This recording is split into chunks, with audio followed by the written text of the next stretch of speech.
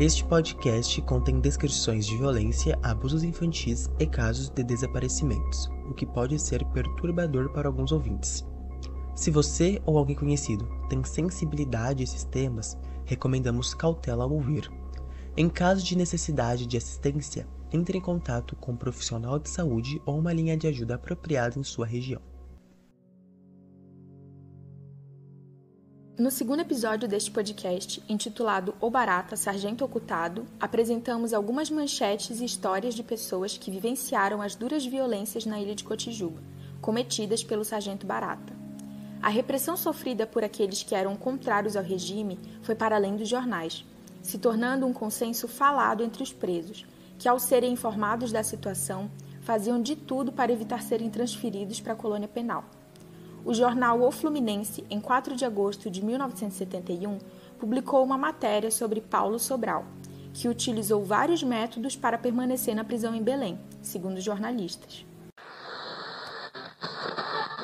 Deu banho de fezes em 3 comissários e hoje enfiou o cabo de uma colher no corte que tinha na barriga, resultado de uma operação recente, sendo levada às pressas para o pronto-socorro.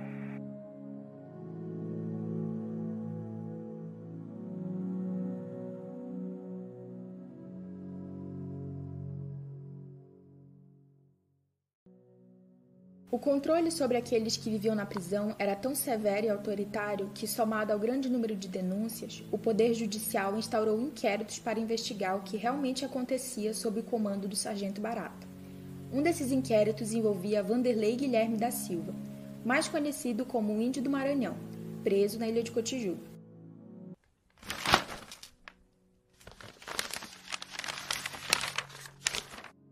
Antes de continuar a história de Vanderlei, precisamos esclarecer algumas informações encontradas nos jornais. Apesar de relatarem as mesmas histórias, os nomes divergem. Em uma matéria do jornal Correio Brasiliense, de 28 de agosto de 1971, o Índio do Maranhão é identificado como Vanderlei Gabriel da Silva. Entretanto, no jornal Correio da Manhã, de 16 de setembro de 1971, ele é chamado de Vanderlei Guilherme da Silva. Nossa equipe de pesquisa tentou entender essas inconsistências. Seriam 2 pessoas diferentes envolvidas no mesmo inquérito? Ou seria um erro de grafia, dado que somente o segundo nome varia? Acreditamos que a segunda opção seja a mais provável. Portanto, vamos seguir com a interpretação de que houve uma confusão de nomes, mas que o Vanderlei mencionado em ambos os jornais é a mesma pessoa. Embora ele tenha sido dado como morto, com o sargento Lorival Barata acusado de seu assassinato, ainda faltava uma peça nesse quebra-cabeça. Por isso, as investigações continuaram.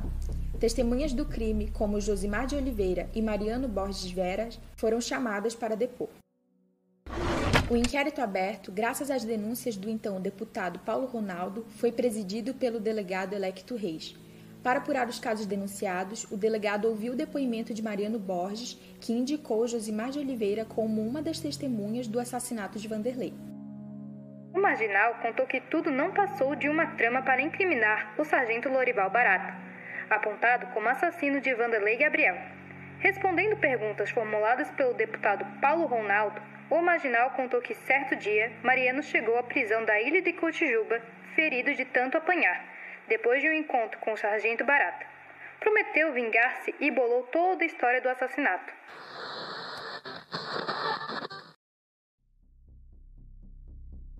Porém, em 16 de setembro de 1971, as investigações tomam um rumo completamente diferente e inesperado. O jornal Correio da Manhã trazia em suas páginas um novo e espantoso capítulo dessa história. A notícia era a seguinte: o único marginal apontado pelo deputado Paulo Ronaldo como morto pelo Esquadrão da Morte em Belém, Vanderlei Guilherme da Silva, apresentou-se ontem voluntariamente à polícia. Vanderlei, o Índio do Maranhão, resolveu apresentar-se para negar que tivesse sido espancado na ilha de Cotijuba pelo sargento Lorival Barata, acusado pelo deputado Paulo Ronaldo como chefe do Esquadrão da Morte no Pará. Afinal, Vanderlei estava morto ou não?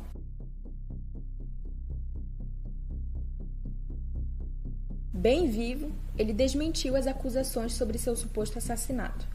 Mas isso não foi o suficiente para encerrar as investigações contra Lorival Barata, acusado de espancar Mariano e outros detentos.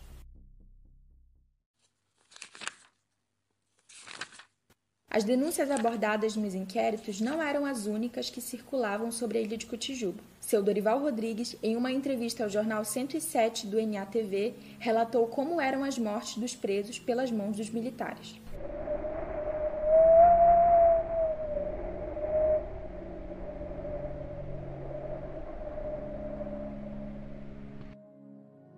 Pegava o preso, furava o bucho, o punhal, amarrava uma corda e afundiava aí na Bahia, que era para não boiar. Que quando a família vinha fazer perfuração, querer meu filho, meu marido, já fui liberado, que tempo, já fui embora daqui, soltemos ele, mas soltaram, mas fui no fundo do mar. Ao contrário do que se era esperado, os métodos autoritários praticados na Ilha do Diabo não diminuíram após a abertura das investigações. Como ouvimos no episódio passado, os motins e tentativas de fuga eram uma forma de resistir a essas violências.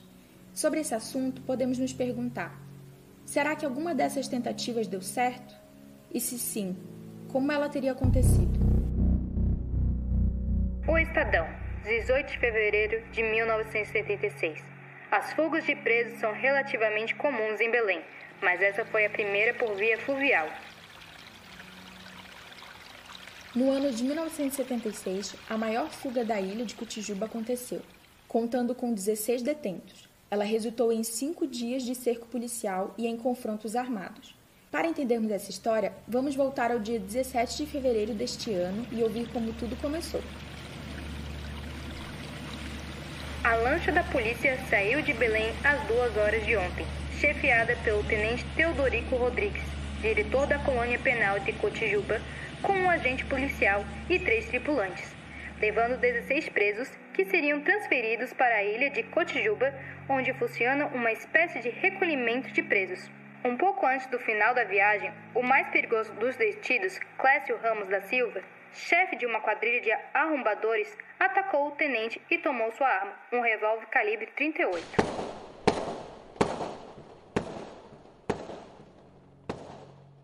A confusão não acabou por aí.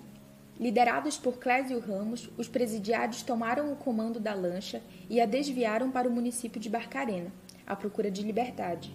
Porém, no momento em que os militares foram informados da fuga, as ações policiais extremamente equipadas começaram suas ações.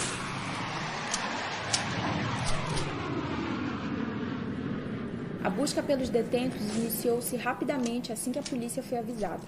Um avião da Força Aérea Brasileira sobrevoou a área, enquanto em Belém foi formado um cinturão policial.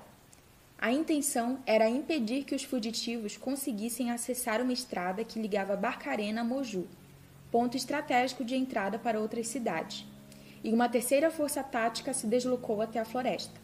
No dia seguinte, 19 de fevereiro, o jornal Diário de Natal continuava a narrativa dos acontecimentos.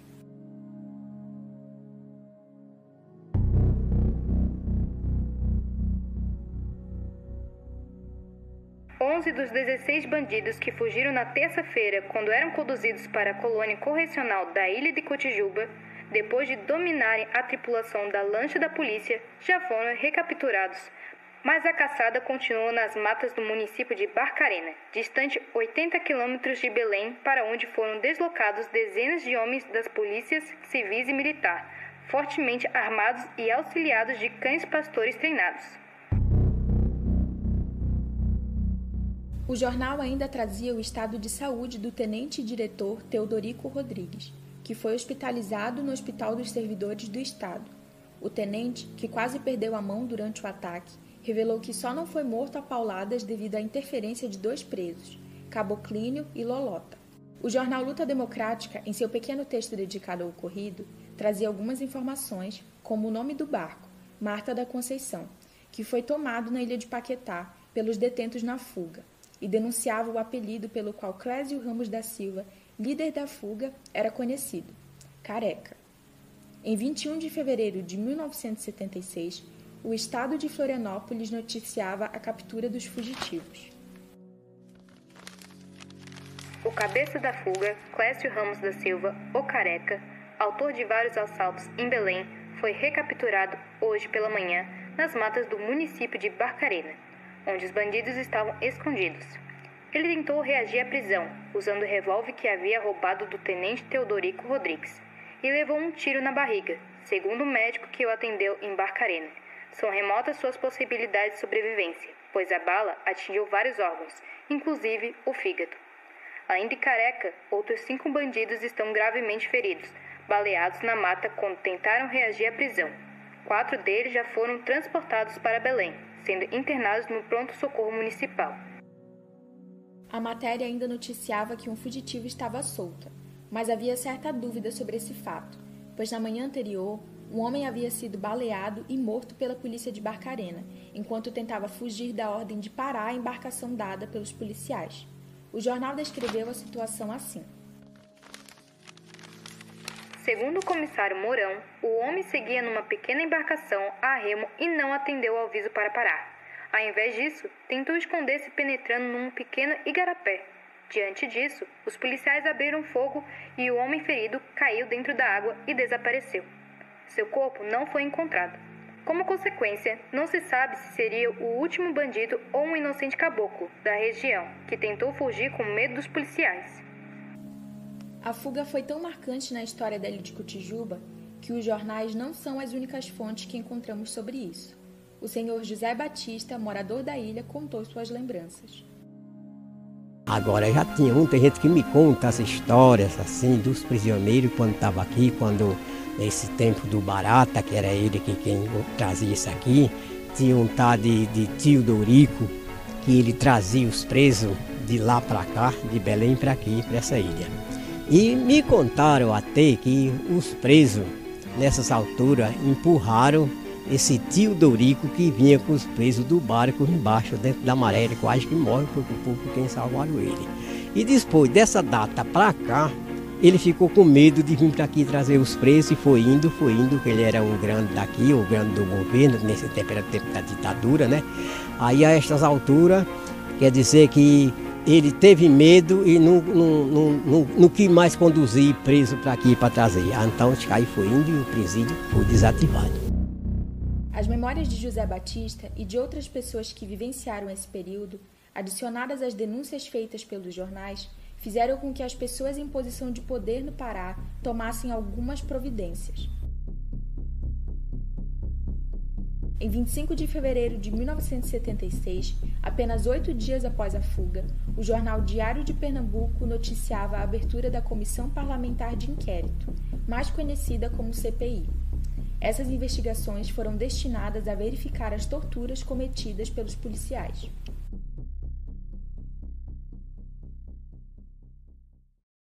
O deputado Carlos Vinagre, interinamente na presidência do Diretório Regional do MDB, está encarregado de recolher assinaturas dos membros da bancada da Assembleia para o requerimento em que será solicitado a criação de uma CPI destinada a apurar a violência policial na ilha de Cotijuba.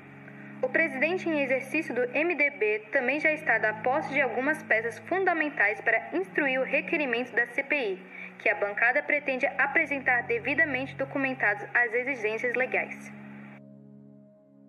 Uma das peças fundamentais para o pedido da CPI é o acórdão do Tribunal de Justiça do Estado, que define a ilha de Cotijuba como um lugar destinado a receber somente presos enviados por autoridades judiciárias competentes.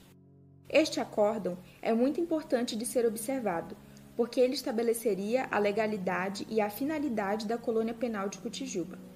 Porém, essa situação levanta questões sobre a gestão e as operações da colônia penal, como a ilha realmente só recebia presos que eram enviados legalmente?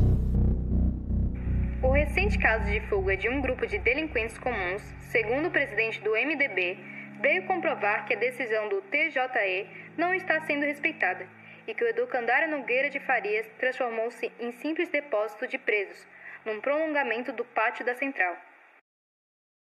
Como ouvimos, as autoridades que comandavam a ilha ignoravam as decisões judiciais e oficiais propostas, tanto no recebimento dos presos quanto em seu tratamento com eles. Após as denúncias e evidências de marcas de violência, captadas em fotografias da busca pelos foragidos, houve a abertura de uma sindicância para julgar as atitudes policiais, conforme relatado pelo Diário de Pernambuco em 26 de fevereiro de 1976. governador Aloysio Chaves, do Pará, determinou ontem ao secretário de Segurança Pública, Coronel Diceu Sá, rigorosas sindicâncias para apurar as violências policiais praticadas contra os presidiários que fugiram na semana passada da lancha que o conduzia para a colônia correcional da ilha de Cotijuba. Conforme denúncias feitas pelos jornais locais, que publicaram enormes fotografias dos marginais sendo pisoteados e espancados pelos policiais que o capturaram nas matas do município de Barcarena. Aloysio Chaves se antecipou, assim, à iniciativa do MDB, cujo presidente em exercício de executiva regional, deputado Carlos Vinagre, já havia anunciado que iria solicitar, tão logo a Assembleia Legislativa reiniciasse suas atividades, a constituição de uma comissão parlamentar de inquérito para apurar os atos de violência da polícia praticados não apenas durante a caçada aos 16 bandidos em Barcarena, como também na colônia correcional da ilha de Cotijuba. Alguns dias depois, em 6 de março de 1976, o Jornal do Comércio trazia outra manchete sobre os acontecimentos de 17 de fevereiro daquele ano. Careca, algemado e apodrecendo. Logo nas primeiras linhas, o jornal descrevia o estado de saúde do presidiário recapturado. Careca está com seu estado de saúde piorando a cada dia que se passa, tornando-se assim difícil sua recuperação como de início se previa. O estado de saúde de Careca pode ser considerado gravíssimo, pois nos últimos dias ele piorou muito, apesar dos esforços dos médicos em colocá-lo em condições. O projeto de calibre 38 duplo atingiu os intestinos e, apesar do êxito da cirurgia, houve complicações e os pontos inflamaram e agora a eliminação de fezes pela cavidade da operação. Não há mínima esperança de uma recuperação física de Clécio. 6 meses depois, o jornal O Pasquim, em agosto de 1976, relembrou a história da fuga de 16 detentos que marcaram aquele ano, com a matéria Massacre em Belém, acompanhada de uma charge com os dizeres: Em Belém não é só a Fafá quem canta, o pau também. A reportagem trazia fotos do jornalista Palmário Dória, que mostravam a captura dos fugitivos da ilha de Cotijuba. As fotos traziam legendas como: Tudo começou nesta lancha. Os presos liderados pelo Careca conseguiram fugir, depois de surrarem um tenente da PM. Localizados depois de 5 dias de cerco, foram presos e espancados, principalmente Goiano e Careca. O espancamento com pontapés, coronhadas e pauladas foi executado diante dos fotógrafos dos jornais locais. Além das fotos, a reportagem recontava a fuga e a captura dos detentos com novas informações. Uma dessas informações é contada por Rodolfo, que diz: Aí um policial veio com tudo e gritou: Esse é o Careca? E atirou sem esperar a resposta no estômago. O jornal ainda apresentava as consequências da caçada aos detentos. O governador Aloysio Chaves mandou a PM abrir inquérito para apurar o comportamento dos homens envolvidos na caçada. O inquérito corre até hoje. Há certa dúvida sobre a data de publicação da reportagem. Sabemos que aconteceu em agosto de 1976, porém o dia pode ter sido 13 ou 19. Alguns jornalistas foram ouvidos e chamados à responsabilidade por terem condenado a violência. Careca, que escapou da morte não se sabe como, virou adventista do 7º dia no presídio São José. Através das reportagens, denúncias e pesquisas, tentamos apresentar algumas das violações dos direitos humanos que aconteceram na ilha de Cotijuba, já conhecida por seus acontecimentos violentos desde o primeiro episódio. Tudo indica que uma rede de agentes do Estado, autoridades locais e grupos altamente armados estavam envolvidos nessas torturas e assassinatos. Seria isso verdade?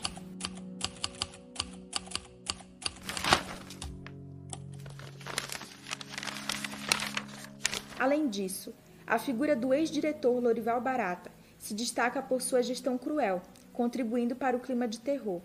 Agora, qual era a relação do sargento com esses grupos? Continue nos acompanhando por aqui. Este projeto foi dirigido por Ana Luísa Melo Santiago de Andrade, é coordenado por Maria Luísa Chunen Jamal, Thaísa Rodrigues de Almeida, Rafael Felete Lourenço e Guilherme Sinfer Fernandes. A pesquisa foi realizada por Bruna Giovana Cândido, Caio Lucas de Jesus Arruda, Sheila Cristina de Souza Caetano, Yasmin da Rosa Rodrigues, Maria Luísa Chunen Jamal e Lisiane Cristina Martim Barcelos. O roteiro foi escrito por Aline de Oliveira, Julia Heinz, Natália Santana Coelho, Thaisa Rodrigues de Almeida e Pedro Henrique Vanzeller Barbosa Santos. A checagem foi realizada por Laura Pereira Santos, Maria Luísa Schunen Jamal, Bruna Giovana Cândido e Caio Lucas de Jesus Arruda. A gravação é de Rafael Felete Lourenço e Gustavo Lewandowski Pioner, e a edição também de Rafael Felete Lourenço, com Luiz Fernando da Costa Garcia e Felipe Soller. As vozes da narração são de Felipe Belletti Alexandre, Caroline Adão Rodrigues e Thaisa Rodrigues de Almeida. A equipe de marketing é composta por Regina da Luz Silva, Tanira Johanna Nunes, Tuane de Souza Machado e Yuri Campos. E a divulgação é responsabilidade de Meg Martins, Felipe Casanova da Silva, Anne Caroline Miranda e Guilherme Silvio Fernandes. Agradecimentos ao historiador Pedro Eurico Rodrigues e ao jornalista Cauê Marques, que avaliaram este projeto. Ao Vinícius Gomes, que ministrou a oficina de gravação e edição de som para a equipe. Ao Departamento de História e ao Laboratório de Imagem e Som da UDESC, instituição sede deste projeto. Aos professores Rodrigo Pato Samota, Silvia Arendi, Reinaldo Lon, Mariana Joffli e Cid Nazaré da Costa Quaresma, que gentilmente aceitaram nos conceder entrevistas.